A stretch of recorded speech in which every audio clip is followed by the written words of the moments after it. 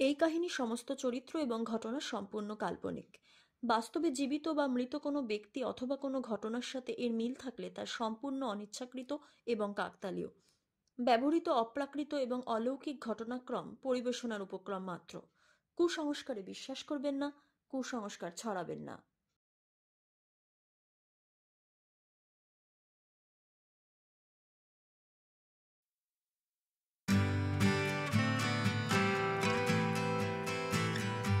কথায় আছে ভাতে মাছে বাঙালি।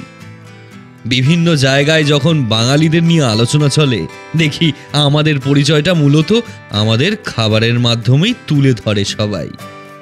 এই বাঙালি মানেই মাছ, মিষ্টি, দই, রসগোল্লা, আর বাঙালি মানেই খাই খাই। যেন আমরা খাওয়া দাওয়া ছাড়া আর কিছুই বুঝি না। হ্যাঁ, কথাটা ঠিক হলেও সম্পূর্ণ ঠিক না। খাওয়া দাওয়া ছাড়াও আমরা অনেক কিছু বুঝি। আমাদের আরো একটা যে বড় পরিচয় আছে, আরে বাবা, আমরা বাঙালিরা ভ্রমণ পিপাসু। আমরা যেমন খাই তেমন ঘুরতেও ভালোবাসি। ভ্রমণের সাথে আমাদের আত্মার সম্পর্ক। বছরের বড় বড় ছুটিগুলোর কথা তো ছেড়েই দিলাম। ফাঁক ফোকরে 2-3 দিনের ছুটি পেলেই আমাদের মনটা খচখচ করে ওঠে। বোনাসের টাকাগুলো যেন আর পকেটে থাকতে চায় না। পাহাড়ের কোলে বা সমুদ্রের হাওয়ায় যেন ফুরফুর করে উড়ে যেতে চায়। আর আমাদের মানে আমাদের বাঙালিদের সব থেকে বড় গুণ হলো যে ঘোরার জায়গা নিয়ে আমরা অত বাদ বিচার করি না। দার্জিলিং থেকে দীঘা, সুইজারল্যান্ড থেকে সুন্দরবন, প্যারিস হোক, পুরী হোক বা পুরুলিয়া, আমাদের একটা হলেই হলো। আসলে ঘোরার ব্যাপারে আমাদের একটাই পলিসি, ঝোপ বুঝে কোপ। পলিটিক্স, পিএনপিসি, ভূত ভগবান ছাড়াও দেখবেন আমাদের ঘরে ঘরে মোড়ে মোড়ে আড্ডার একটা মূল টপিক হলো এই ঘুরতে যাওয়া। 5 দিনের ঘোরা নিয়ে আমাদের পঞ্চবার্ষিকী পরিকল্পনা। আমাদের সবার ঝুলিতে ঘুরতে যাওয়ার গল্প আছে, কিন্তু ঘুরতে গিয়ে ভুতুরে অভিজ্ঞতার গল্প কজনের আছে? হ্যাঁ, প্রফুল্লবাবুর কিন্তু আছে। উনি একবার পুরুলিয়া গিয়ে কি ও কে প্রফুল্লবাবু চেনেন না নিশ্চয়ই? চিনতে গেলে শুনতে হবে অঙ্কিতা ঘোষের লেখা আজকের পর্বের পুরুলিয়া স্পেশাল ভুতুরে ভ্রমণ কাহিনী খসড়া মারির অতৃপ্ত কুয়ো। প্রফুল্লবাবুর ভূমিকায় সুমিতেন্দ্র, বিনয়বাবুর ভূমিকায় সৌরভধ্বনি সাহা, একটি আদিবাসী মহিলা চরিত্রে বর্ণালী, অন্য একটি আদিবাসী মহিলা চরিত্রে প্রদীপ্তা, এবং গল্প পাঠে আমি প্রত্যয়।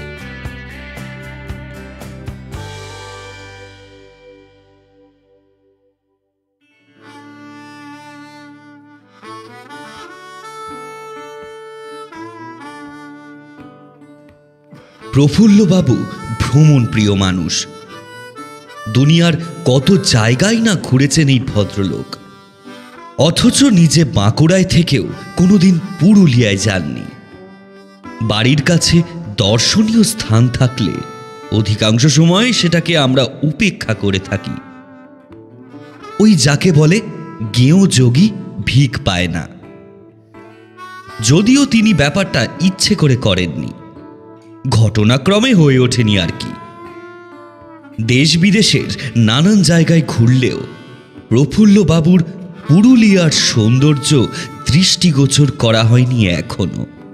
শেষ অবধি তারই অফিস কলিগ কিপ্টে ভবেশ মিত্র যখন পুরুলিয়ায় ঘুরে এসে তাকে ফটো টটো দেখালেন, তখন প্রফুল্লবাবুর মনে ধরল জায়গাটা। তৎক্ষণাৎ 2 দিনের জন্য ছুটি নিয়ে তিনিও বেরিয়ে পড়লেন পুরুলিয়ার উদ্দেশ্যে।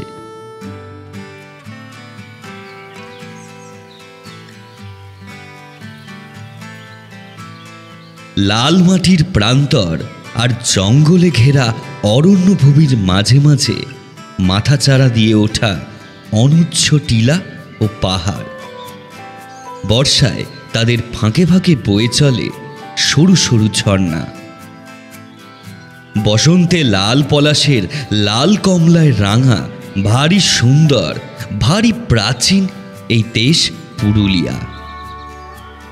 পুরুলিয়া মানেই সবার কাছে অযোধ্যা পাহাড়, মার্বেল লেক, বামনি ফলস, পাখি পাহাড়, মুখোশ গ্রাম, লোয়ার ড্যাম, গড় পঞ্চকোট, ময়ূর পাহাড়।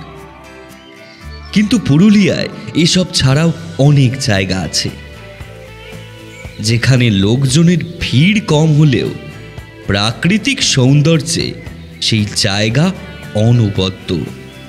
প্রফুল্লবাবু এইরকমই একটা জায়গার খোঁজ করছিলেন এবং ভাগ্যক্রমে সেরকমই একটা গ্রামের খোঁজও তিনি পেয়ে গেলেন।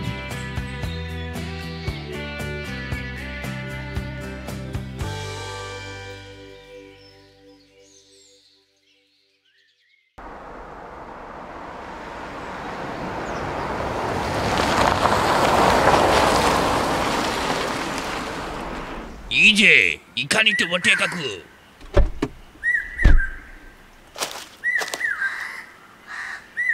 গ্রামের নাম ভবানীদিহি। গ্রামটির উত্তর ও দক্ষিণ দিকে পাহাড়, পূর্ব দিকে ড্যাম ও পশ্চিম দিকে জঙ্গল দ্বারা আবর্তিত। এখানে টুরিস্টদের জন্য থাকার কেবল একটাই ব্যবস্থা আছে, সেটা হলো বনলতা লজ। এই লজ গ্রামের একেবারে মাঝ বরাবর পশ্চিম প্রান্ত ঘেঁষে অবস্থিত। সুতরাং পাহাড়, ড্যাম ও জঙ্গল সবই একসাথে উপভোগ করা যাবে। প্রফুল্লবাবু উঠলেন এই লজে। লজের মালিক বিনয়বাবু তাকে উষ্ণ অভ্যর্থনা জানালেন। আসেন আসেন, নমস্কার। নমস্কার নমস্কার। হ্যাঁ, আমার বুকিং রয়েছে, দেখুন তো, পি খাসনবিশ নামে। আরে আরে, আগে এসে ঢুকুন না। এই মাধব, এই মাধব, মালগুলো নামায় আন। হ্যাঁ যা। আমার এক বন্ধুর থেকে এই লজের খবর পেয়েছিলাম। খুব সুন্দর জায়গা বেছে বানিয়েছেন কিন্তু। বিনয়বাবু হেসে বললেন, এত কিছুই না, আপনার জন্যে তিনতলায় যে ঘরটা ঠিক করেছি সেখান থেকে ড্যামটা দেখা যায়। সন্ধ্যের পর থেকে দেখবেন হাওয়ায় আপনাকে উড়ায় নিয়ে যাচ্ছে। এই কথা শুনে প্রফুল্লবাবুর কপালে চিন্তার ভাঁজ পড়ল। আচ্ছা ফাঁপড়ে পড়েছেন ভদ্রলোক। ছোটবেলা থেকেই প্রফুল্লবাবুর পায়ের কিছু সমস্যার জন্য তিনি খুব বেশি সিঁড়ি ভাঙতে পারেন না। বাড়িতে তার ঘর একতলায়, অফিসেও তার কেবিন একতলায়, এবং ঘুরতে গেলেও তিনি হাঁটাহাঁটি কমই করেন। এছাড়া তিনি এমন জায়গায় বেছে নেন যেখানে লিফট আছে, আর এখানে সেরকম কোনো ব্যবস্থা নেই। কাজেই ভদ্রলোক জিজ্ঞাসা করলেন, একতলায় কোনো রুম পাওয়া যাবে? আসলে আমার সিঁড়ি ভাঙা বারণ। ঘুরতে এসে তো আর ঘরের মধ্যে বন্দি থাকবো না, মাঝে মাঝেই হয়তো বেরোতে হবে। এতবার উপর নিচ করলে আমার সমস্যা হতে পারে, আসলে হাঁটুর ব্যথা। বিনয়বাবু বললেন, সে তো বুঝলাম, কিন্তু আমাকে নিচে তো কোনো ঘর নাই। এমন সময় প্রফুল্লবাবুর দৃষ্টি গেল একটা তালা বন্ধ ঘরের দিকে। সেই দিকে দেখিয়ে প্রফুল্লবাবু জিজ্ঞাসা করলেন, ওটা কি? ওই যে দরজায় নম্বর আটা আছে দেখছি। বিনয়বাবু সেদিকে তাকিয়ে থতমত খেয়ে বললেন, ওইটা ওইটা তো আমি এমনি বানাইছিলাম, কিন্তু ঘরটায় থাকতে পারিনি। কেন, কি অসুবিধা হচ্ছে ওই ঘরে? আগে ঘরটা ভালো না প্রফুল্লবাবু। কথাটা বলেই তিনি নিজেকে সামলে নিয়ে মুখ জোর করে একটা হাসি টেনে এনে বললেন, আসলে ওই ঘরটা হইল গিয়ে লজের পিছন দিকে, ওই দিকে খসড়ামারি জঙ্গল আছে। ওই ঘরের জানলাটা দিয়ে ওই জঙ্গলটা দেখা যায়।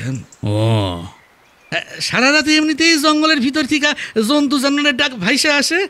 হ্যাঁ, আর ওই ঘরটা থেকে তো জানলা বন্ধ করলেও সেই ডাক ব্যাপক পরিষ্কার শোনা যায়। ওরে বাবা! হ্যাঁ, বুঝলেন কি না? আর কখনো কখনো কোনো জীব জন্তু যদি জানলা দিয়ে হুকি টুকি মারে, বাবা রে! আর তাছাড়া রাত্রিবেলায় জঙ্গলের দৃশ্য আমার একেবারেই পোষায় না। এমন যেন গা সমসম করে সমসম করে। হ্যাঁ, আর তাই লিগা ওই ঘরটা বন্ধ কইরা এখন একতলায় একটা ঘরে থাকি, বুঝলেন? বাহ বাহ, আপনি ওই ঘরের যে বর্ণনা দিলেন সেটা শুনে আমার ওই ঘরে থাকার ইচ্ছেটা আরও প্রবল হয়ে গেল যে মশাই। আমি ওই ঘরেই থাকবো, দরকার হলে বেশি টাকা দিয়ে থাকবো। আরে না না ঠাকুর ঠাকুর, আরে বিষয়টা টাকার নয় প্রফুল্ল বাবু, ওই ঘরটা আসলে রাতে জঙ্গল থিকা। কথার এত পোস্টমর্টম করবেন না বিনয়বাবু, যা বলার খোলাখুলি বলুন। বিনয়বাবু চুপ করে কিছুক্ষণ ভাবলেন, তারপর অনিচ্ছা সত্ত্বেই বললেন, ঠিক আছে, কিন্তু ঘরটা রেডি করতে একটু সময় লাগবে। আপনি ততক্ষণ একটু বসুন, চা দিচ্ছি। হ্যাঁ, আশপাশটা ঘুরে দেখুন। খাসা এ মাধো, আরে কোথায় গেলি রে? দাদারে এক কাপ চা কইরা দে। হ্যাঁ ওরে,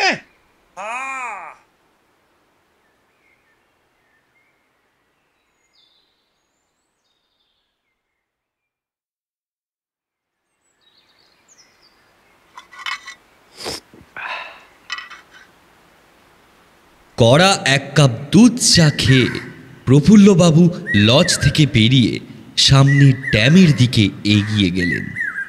কলকাতার দূষিত হাওয়ায় যারা থাকে তারাই স্বচ্ছ হাওয়ার মাহাত্ম্য বোঝে। এই হাওয়ায় দাঁড়ালে মানুষের মন ভালো হয়ে যেতে বাধ্য। দীর্ঘদিনের ক্লান্তি শরীর থেকে দূরীভূত করে দেয় এই পরিবেশ।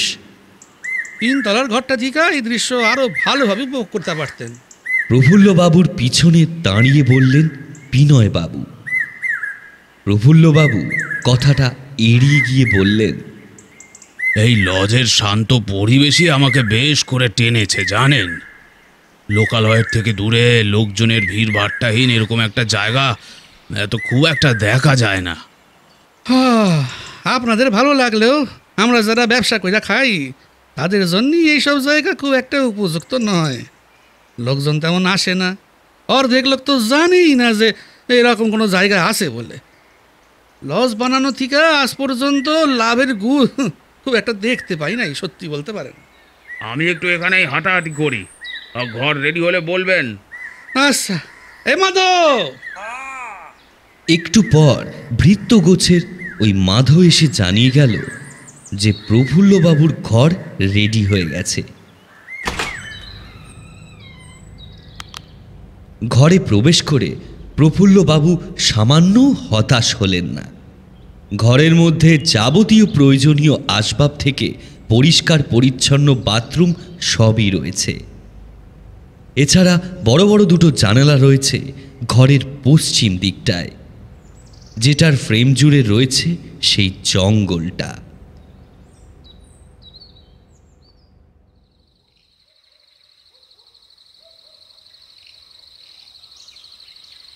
পরের দিন ওনার প্ল্যান হলো পুরুলিয়ার কিছু দর্শনীয় স্থান দেখে আসার। কাজেই তিনি তাড়াতাড়ি ডিনার করে নিলেন। রাতে শুতে যাওয়ার আগে বিনয়বাবু যেন একবার তাকে সতর্ক করে বললেন, রাতের বেলা জঙ্গল থেকে যদি কোনো শব্দ পান তাহলে জানলাটা বন্ধ করে দিবেন। আর যদি কেউ আপনার জানলা ধাক্কা দেয় তবুও জানলা খুলবেন না। ওই জঙ্গলটা ভালো না, অনেক জঙ্গলি জানোয়ার টানোয়ার আছে তো, তাই আপনারা সতর্ক করছি। এ মাধব, কোলবালিশটা দিয়া যা। ভদ্রলোক বলেন কি? একবার বললেন ঘর ভালো নয়, আবার আরেকবার বলছেন জঙ্গল ভালো নয়। এই বিষয় নিয়ে অনেক কথাই প্রফুল্লবাবু বলতে পারতেন, কিন্তু তিনি সামান্য হাসির বিনিময়ে বিনয়বাবুর কথাটা এড়িয়ে গেলেন। রাত 8টার মধ্যে নিদ্রা এসে তার চোখে ধরা দিল।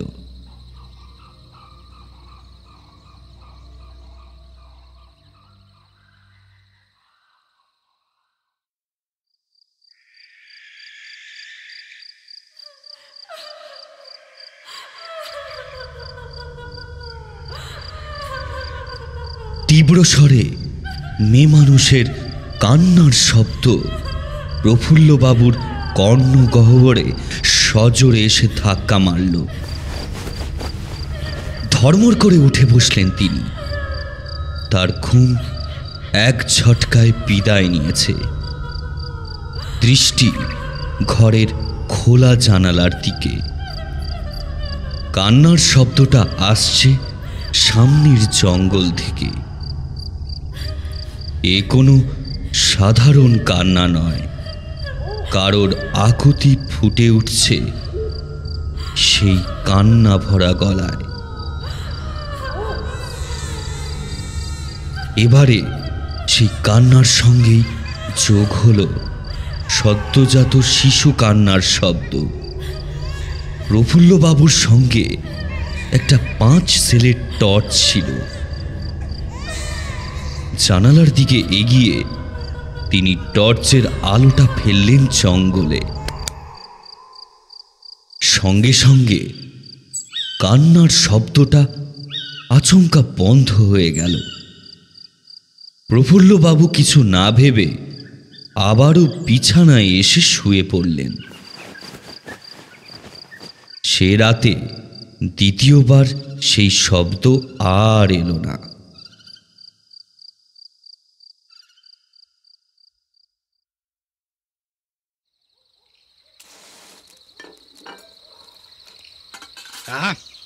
পরের দিন সকাল থেকে আশেপাশের অনেক জায়গা ঘুরে প্রফুল্লবাবু সন্ধ্যার পর লজে ফিরলেন। সেই দিন রাতে বিনয়বাবুও তার সঙ্গেই খেতে বসলেন। 2-4টে সাধারণ কথার পর বিনয়বাবু জিজ্ঞাসা করলেন, তা বলি কি, গতকাল রাতে কিছু শুনতে পাইছেন? প্রফুল্লবাবু ডিমের ঝোল দিয়ে ভাত মাখতে মাখতে বললেন, জন্তু জানোয়ার ডেকে থাকলেও সেই ডাক কানে আসেনি, তবে জোড়া কান্নার শব্দ পেয়েছি। হ্যাঁ, জোড়া কান্না? প্রথম কান্নার শব্দটা কোনো মেয়ে বা মহিলার ছিল, আর দ্বিতীয়টা কোনো শিশুর, একেবারে সদ্যজাত শিশুর। কথাটা শুনে বিনয়বাবুর মুখ কালো হয়ে গেল। তিনি প্রফুল্লবাবুকে নিচু স্বরে কেবল একটাই কথা বললেন, শোনেন প্রফুল্লবাবু, রাত্রির বেলা কোনো কারণে যদি কেউ আপনার জঙ্গলে ডাকে, তাহলে ভুলেও কিন্তু তার কথায় আপনি জঙ্গলে যাবেন না। প্রফুল্লবাবু চোখটা সরু করে বিনয়বাবুর দিকে তাকিয়ে বললেন, আরে রাত বিরেতে আমি জঙ্গলে যাবই বা কেন? আর তার চেয়েও বড় কথা, কেউ আমাকেই বা জঙ্গলে ডাকবে কেন? বিনয়বাবু একবার গলা ছেড়ে নিয়ে বললেন, না তেমন কিছু না, ঘরটা তো একতলায়, আর এই তল্লাটে কিছু আদিবাসীরা থাকে কি না, অনেক সময় তারা জঙ্গল থেকেই লজের দিকে চলে আসে। টুরিস্ট দেখলে টাকা থাকা চাই আর কি, তাই খুঁজে রাখলাম আর কি। হ্যাঁ, ও, এই কথাটাও যে স্রেফ বাজে কথা সেটা ধরতে প্রফুল্লবাবুর অসুবিধা হলো না। ভদ্রলোক শাক দিয়ে কোন মাছটা ঢাকার চেষ্টা করছেন। প্রফুল্লবাবু ইচ্ছে করেই আর এই বিষয়ে কোনো কথাকে খুব একটা আমল দিলেন না। হু হাঁ করে কোনো রকমে খাওয়া শেষ করা পর্যন্ত চালিয়ে গেলেন। আগের দিনের তুলনায় আজ প্রফুল্লবাবুর ঘুমোতে একটু দেরি হলো।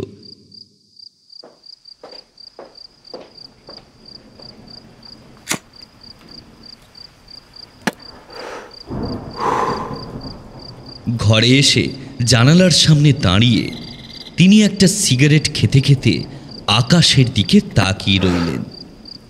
আকাশে মেঘ জমেছে, ঠান্ডা সিক্ত বাতাস ভাসছে, ঝিরঝির করে বৃষ্টিও শুরু হয়েছে কিছুক্ষণ আগেই। এই বৃষ্টি জিনিসটা মোটেই পছন্দ করেন না প্রফুল্লবাবু। তার মতে ভারতবর্ষে বৃষ্টিপাত কেবল ঘরে বসে দেখতেই ভালো লাগে।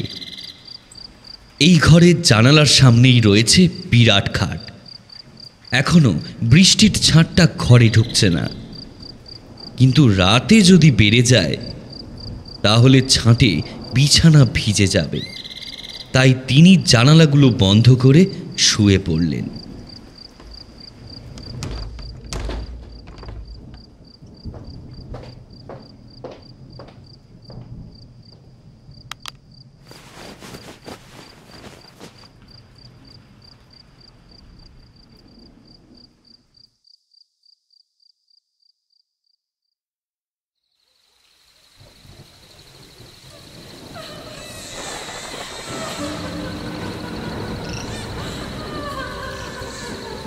গতকাল রাতের মতো আজও সেই চোরা কান্নার শব্দেই তার ঘুম ভাঙল। সেই শব্দের তীব্রতায় তিনি প্রায় খাট থেকে পড়েই যাচ্ছিলেন। জানালা বন্ধ থাকা সত্ত্বেও এরকম স্পষ্ট কান্নার শব্দ পাওয়া কি আদৌ সম্ভব? পরিষ্কার বোঝা যাচ্ছে একজন মহিলা যেন অসম্ভব যন্ত্রণা সহ্য করতে না পেরে গলা ফাটিয়ে কাঁদছে, আর সেই মহিলার সঙ্গে এক সদ্যজাত বাচ্চাও তারও স্বরে কাঁদছে।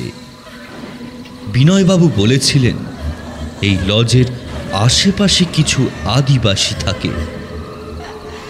তবে কি তাদের মধ্যে সত্যি কেউ বিপদে পড়েছে?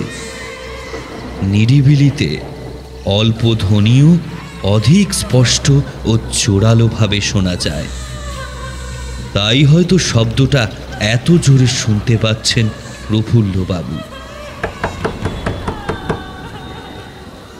চমকে উঠলেন প্রফুল্লবাবু। তার ঘরের বন্ধ জানালায় কেউ সজোরে আঘাত করছে। প্রফুল্লবাবু টর্চটা শক্ত করে ধরে খাট থেকে নেমে জানালার সামনে এলেন। সেই মুহূর্তে আবারও খুব জোরে জানালায় ধাক্কা দিল সেই অজানা আগন্তুক।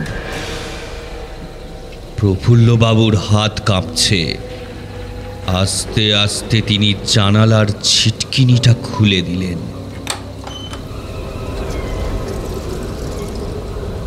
অমনি দমকা হাওয়ায় জানালাটা খুলে গেল। টর্চের আলোতে তিনি ওপাশের আগন্তুককে দেখে চমকে উঠলেন। জানালার শিক ধরে দাঁড়িয়ে আছে একজন মহিলা। মহিলাটি আদিবাসী গোষ্ঠীর বলেই মনে হয়। বেশ ভালো করে দেখে প্রফুল্লবাবু বুঝলেন তিনি গর্ভবতী। এমন বর্ষণমুখর রাতে একজন গর্ভবতী মহিলা এসে তার জানালায় ধাক্কা দিচ্ছে কেন?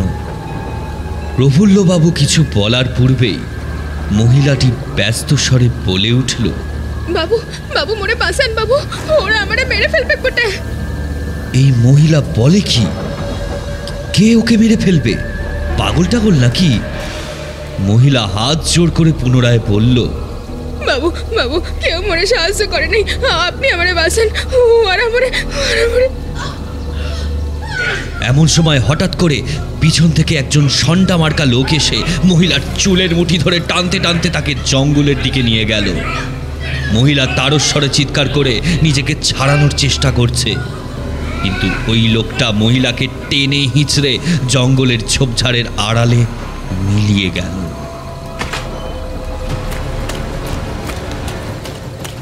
প্রফুল্লবাবু আর একটু দেরি করলেন না। গায়ে রেনকোট গলিয়ে হাতে টর্চ নিয়ে তিনি ঘরের বাইরে বেরিয়ে পড়লেন। লজের কাউকেই তিনি দেখতে পেলেন না। বোধহয় এই হই হট্টগোলে কারোরই ঘুম ভাঙেনি। কিন্তু এখন লোক ডাকাডাকি করে সবাইকে সব ঘটনা পুঙ্খানুপুঙ্খ বর্ণনা করতে গিয়ে অনেকটা দেরি হয়ে যেতে পারে। কাজেই তিনি দৌড়ে পেছনের দিকে গিয়ে চারিদিকে একবার টর্চের আলো ফেলে ওই জঙ্গলের দিকে ছুট লাগালেন। যে করে হোক মহিলাকে উদ্ধার করে এই লজে আনতেই হবে। তারপর যা হোক একটা ব্যবস্থা করা যাবে।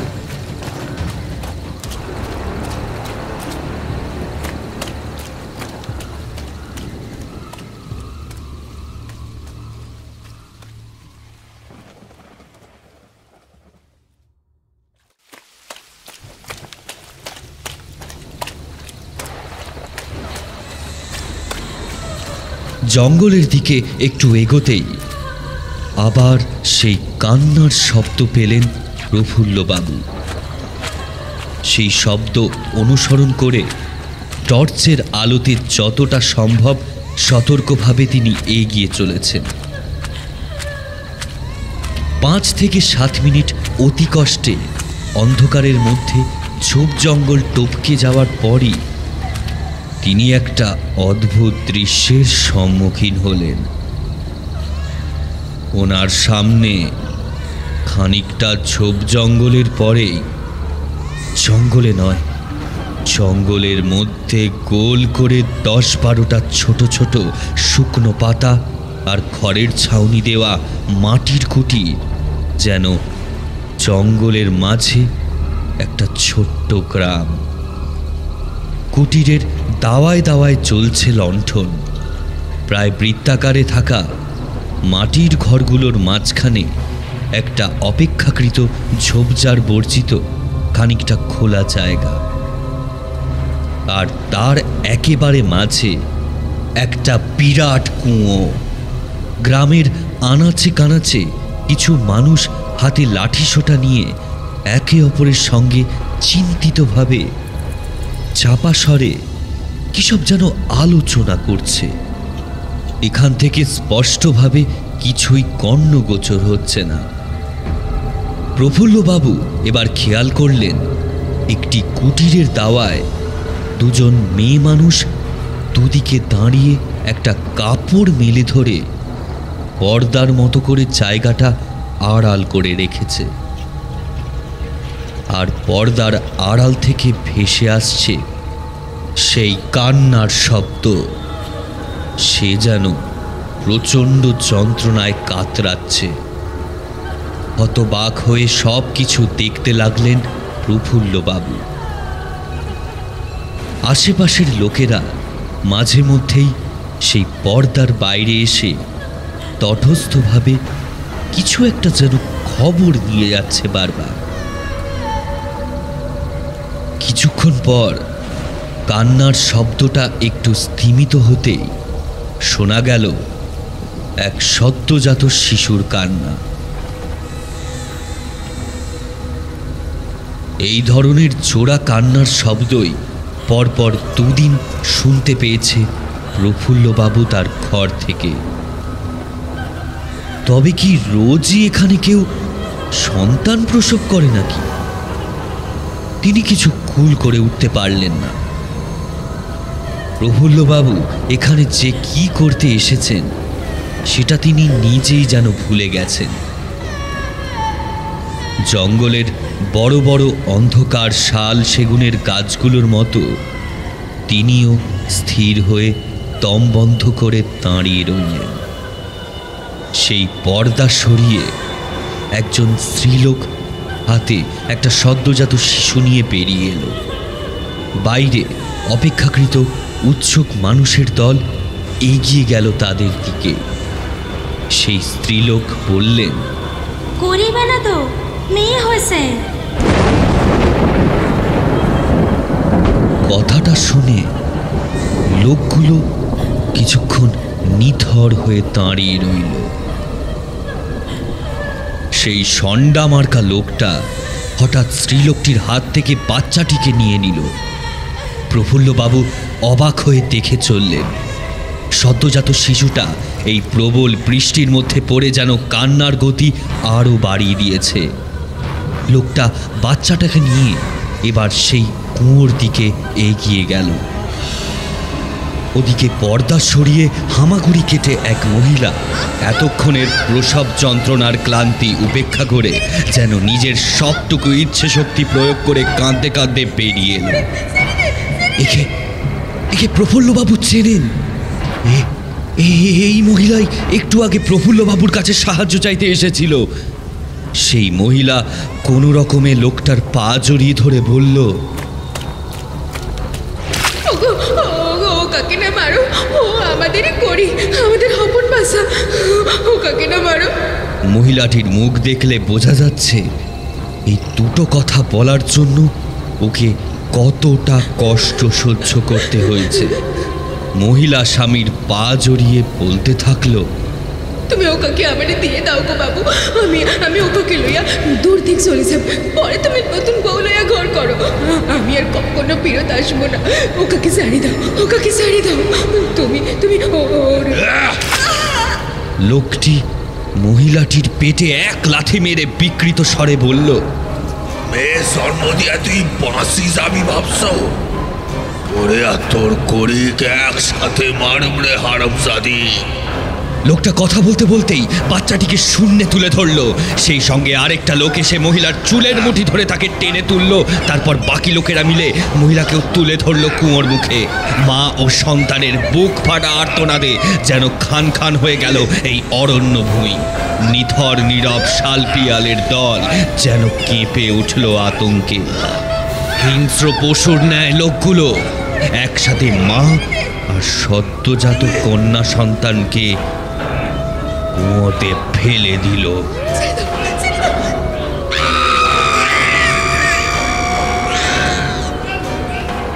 ওদের দুজনের জোড়া আর্তনাদের শব্দে বুকটা ফেটে গেল প্রফুল্ল বাবুর।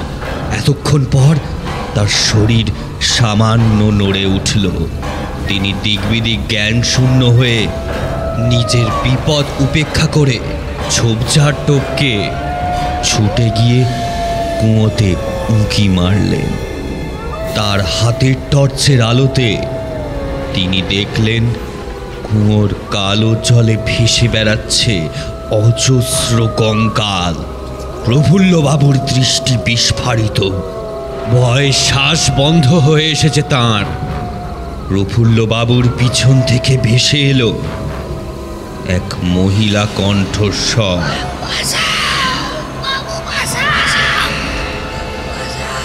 তৎক্ষণাৎ তিনি মাথা তুলে দেখলেন, কোথায় সেই গ্রাম, আর কোথায় সেই দাওয়ায় দাওয়ায় চলে ওঠা মশাল, আর কোথায় সেই হিংস্র মানুষের দল।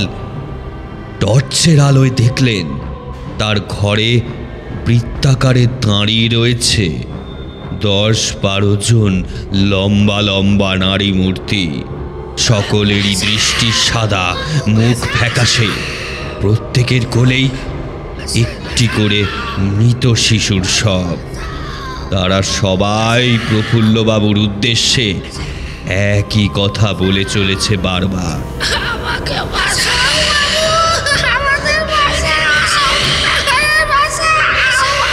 সেই ভয়ালদর্শী নারী মূর্তির দল প্রফুল্লবাবুর দিকে এগিয়ে আসছে ধীরে ধীরে। প্রফুল্লবাবুর পিছনেই কুয়ো, আর পালিয়ে যাওয়ার উপায় নেই। কিন্তু দলবদ্ধ অশরীরীদের আরও কাছে এগিয়ে আসতে দেখে প্রফুল্লবাবু পালাতে গেলেন, কিন্তু অসাবধানতাবশত তিনি পা হড়কে কুয়োতে পড়ে গেলেন। প্রফুল্লবাবুর হাত থেকে টর্চটা এলোমেলো একটা আলোর রশ্মি বিকিরণ করতে করতে অন্ধকারে মিলিয়ে গেল।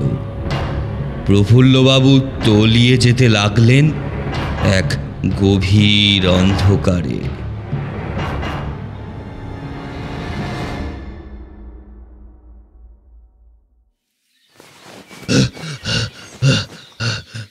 ধর্মর করে উঠে বসলেন প্রফুল্লবাবু। ঘাম দিয়ে চট ছাড়ার মতো অবস্থা তার। সারা শরীর ঘামে ভিজে চপচপ করছে। কি ভয়ানক স্বপ্ন! চোখের সামনে খোলা জানালা দেখে এই ভোরবেলাতেও তার গায়ে কাঁটা দিয়ে উঠল।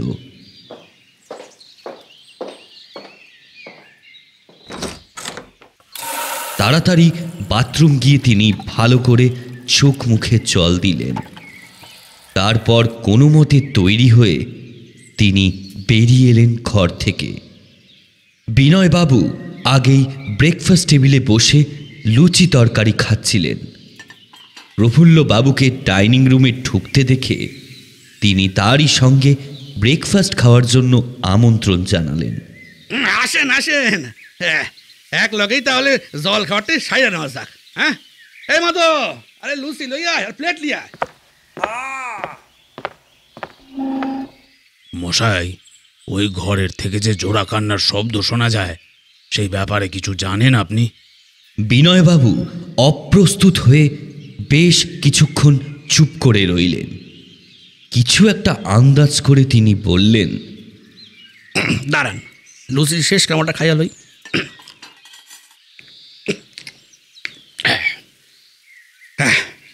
শোনেন তাহলে, অনেক কাল আগের কথা। খসড়ামারি জঙ্গলে তখন কয়েক ঘর আদিবাসীর বাস ছিল। শোনা যায় তাদের মধ্যে একটা অদ্ভুত রীতি প্রচলিত ছিল। কোনো বিবাহিত দম্পতির প্রথম সন্তান মাইয়া হইলে ওইটারে অমঙ্গলজনক লক্ষণ হিসেবে গণ্য করা হইত। আসলে তাদের ধারণা ছিল যে এইতে নাকি বসতির অকল্যাণ হইব। কাজেই যাদের ঘরে এমন ঘটনা ঘটত, সমাজে তাদের সম্মানও যেত। কাজেই তারা সেই সদ্যজাত শিশু সমেত তার মাকেও ওই জঙ্গলের মধ্যে একটা ইদারায় ফেলা দিত। কথাগুলো শুনে প্রফুল্লবাবুর গলা শুকিয়ে এলো। তিনি বললেন, এখন কি সেই গ্রামখানা মানে? না না, এখন সেই গ্রামটা আমার নাই, তবে ওই ইদারাখানা আছে। ওইখান থেকেই রাত বিরেতে কান্নার শব্দ ভাইসা আসে। আপনারা শহরের মানুষ বিশ্বাস করবেন না, কিন্তু এখানকার লোকেরা বলে ওই বাচ্চা আর মায়েদের অতৃপ্ত আত্মা আজও মুক্তি পায় নাই। মাঝে মাঝেই তাদের আত্মা ওই জঙ্গল থেকে বাইর হইয়া আসে আর আশেপাশের মানুষজনদের ডাইকা ডাইকা সাহায্য চায়।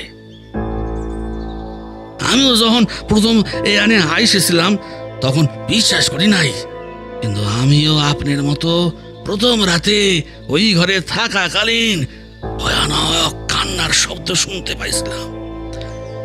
আর দ্বিতীয় রাতে আবার কেউ এসে আমার জানলায় সজোরে ধাক্কা মাইরাছিল।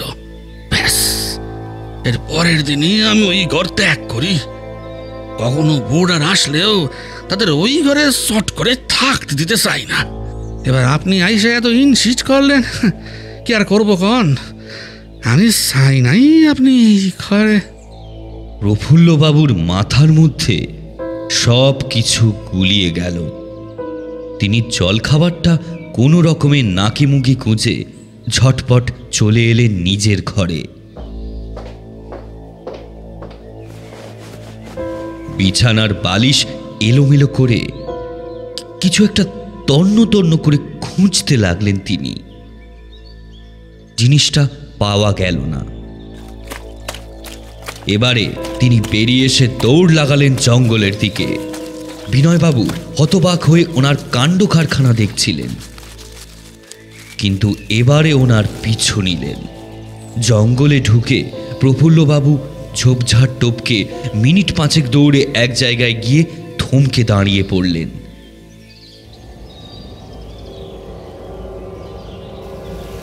তার সামনে ঘন ঝোপঝাড়ের আড়ালে সেই কুঁয়ো। গতকাল রাতে যেই কুয়োর মধ্যে তিনি প্রফুল্লবাবু দুহাতে ঝোপঝাড় সরিয়ে এগোতে যেতেই তার পায়ে খুট করে কিছু একটা লাগলো। তিনি পায়ের দিকে তাকিয়ে দেখলেন ওনার 5 সেলের টর্চটা একেবারে সেই কুয়োর কিনারায় পড়ে আছে। কম্পিত হস্তে তিনি টর্চটা তুলে নিয়ে স্থির দৃষ্টিতে কুয়োর দিকে তাকিয়ে রইলেন। শত শত আগাছা আড়াল করেছে কুয়োর গভীরতাকে। লজে ফেরার পুরো পথটা প্রফুল্লবাবু কোনো কথাই বললেন না, আর বিনয়বাবুও তাকে বিশেষ খাটালেন না। ফিরে এসে লজের সিঁড়িতেই ঠপ করে বসে পড়েন প্রফুল্লবাবু। বিনয়বাবু চিন্তায় পড়ে যান। বললেন, কি হয়েছে প্রফুল্লবাবু? বলছিলাম, এখন কি ওই 3 তলার ঘরটা পাওয়া যাবে বিনয়বাবু? হ্যাঁ, নিশ্চয় নিশ্চয়, কতবার কইছি আগে। ওই মাধব,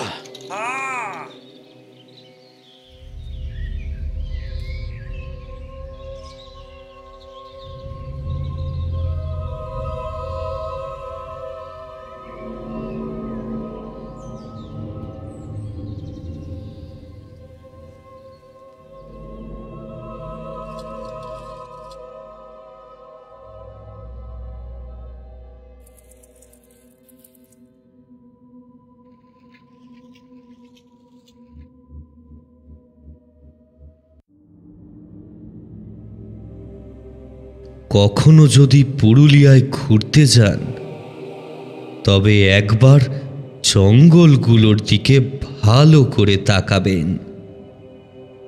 সব গাছ নড়ে না, সব ছায়া মানুষের নয়। কে জানে তাদেরই আড়ালে লুকিয়ে আছে কত অজানা রহস্য। আর সেই কুয়োর আশেপাশে এখনো অপেক্ষা করে আছে কেউ, চোখের আড়ালে নিঃশব্দে, হয়তো আপনাকেই ডাকার জন্য। দেখা হচ্ছে পরের এপিসোডে। শুনতে থাকুন 221B হ্যারিসন রোড, বাংলার ভূত, বাংলার ভয়, উল্টো পাল্টা গল্প নয়।